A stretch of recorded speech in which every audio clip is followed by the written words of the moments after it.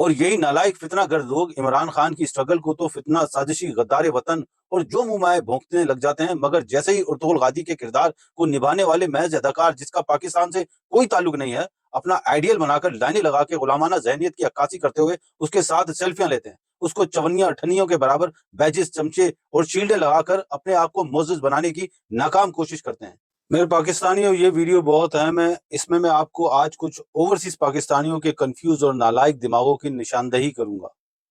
इमरान खान ने पाकिस्तानियों को एक वेब सीरीज देखने का कहा जिसका नाम था उर्तुगुल, जिसका मकसद सिर्फ ये था कि कैसे एक काई कबीला जिसके पास रहने के लिए अपनी कोई जमीन ना थी और करते करते कैसे इन्होंने खुद इन्हिसारी पर और बहादुरी के बलबूते कई दहाइयों के बाद पूरी दुनिया पर हुकूमत की। और ये थी वो मुसलमानों की मंजिल जो दुनिया के मुसलमान आज भूल चुके हैं। मगर हुआ क्या, देखते ही देखते पूरा पाकिस्तान उस वेब सीरीज के सहर में मुब्तला हो गया और लोगों ने इस हद तक इस वेब सीरीज को पसंद किया कि अपने बच्चों का नाम उसके बेटे उस्मान की मुनासबत से रखना शुरू कर दिया। यानी 2020 के बाद पैदा होने वाले बच्चों के अक्सरियत के नाम उस्मान रखे गए। बहरहाल ये तो हमारी कौम का एक अमूमी रवैया है, मगर मसला यहाँ पैदा होता है कि जब कुछ कंफ्यूज पाकिस्तानी बजाय अपनी मंजिल उस वेब सीरीज उर्तुगुल जो कि हकीकत पे मबनी कहानी थी उसके किरदार पर नजर डालती, उससे कुछ सबक सीखती, वो उस किरदार को निभाने वाले अदाकार अल्तान को अपना आइडियल बनाना शुरू हो गई। जैसा कि अल्तान साहब ने हकीकत में दुनिया को फतह किया था और यहाँ तक कि ना सिर्फ हमने उनको लाखों डॉलर दिए, अपनी महफिलों में बुलाकर उनको चवन्नियां अठन्नियों के बराबर बैजेस, अवार्ड्स और शील्डें देना शुरू कर दी, मगर जिस शख्स ने आप लोगों को अर्तुगरुल से मुतारिफ कराया था, हमने उसको जेल में डालकर इस कौम की खिदमत कर डाली। और यही नालायक फितना गर्द लोग इमरान खान की स्ट्रगल को तो फितना, साजिशी, गद्दारी वतन और जो मुंह में आए भोंकने लग जाते हैं,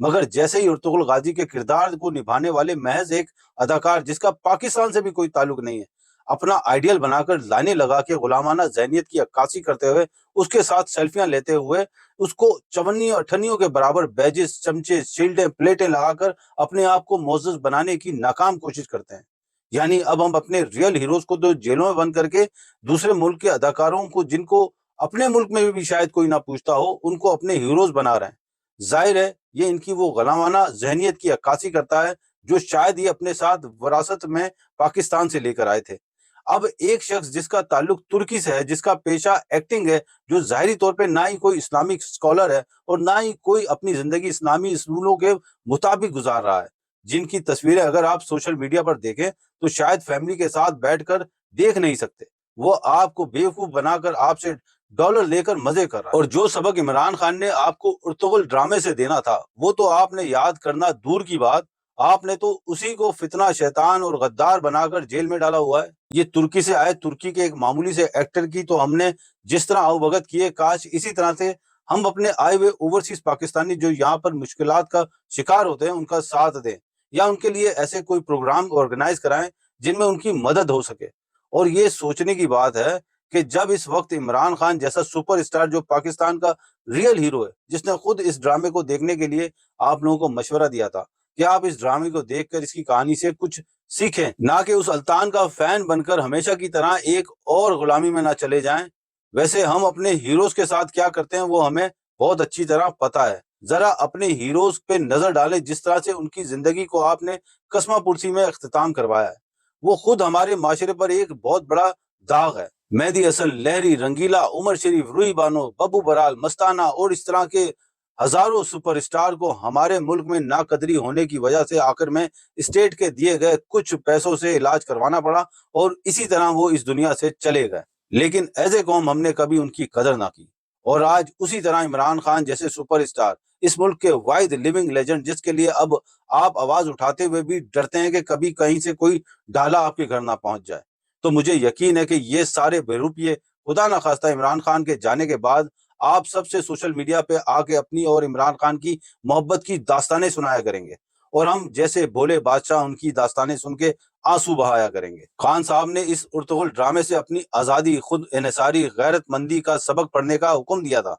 कि जो कौमें अपना रास्ता खुद इख्तियार नहीं करती, दुनिया उनको रोंद के चली जाती है। मगर यहाँ लोगों ने उर्तुगुल ड्रामे से सिर्फ इतना ही सबक सीखा कि वो हलीमा और उर्तुगुल के किरदार अदा करने वाले अदाकारों की जाती जिंदगी में जाकर उनको मैसेजिंग, उनसे सेल्फियां लेने को ही अपनी जिंदगी का मकसद बना बैठी हैं।